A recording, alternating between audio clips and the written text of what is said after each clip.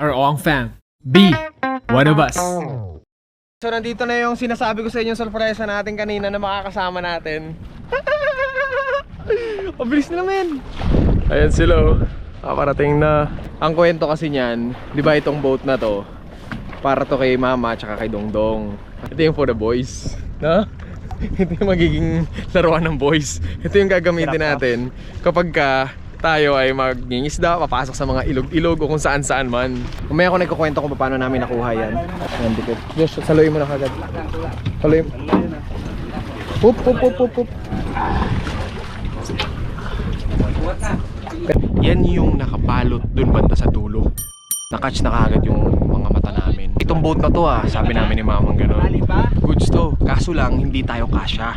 Kaya mo nakita namin tong boat na to. Ito na para sa atin talaga. Amazing! Kamangga, ano ba? Kaya ba natin itagos yun sa mga isdaan na plano natin, sa mga loob-looban ng mga ilog-ilog, sa mga ganyan?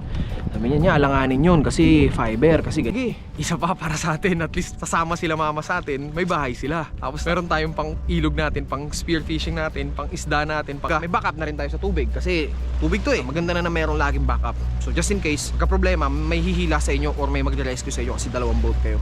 Parang nasa pamilya, so ganun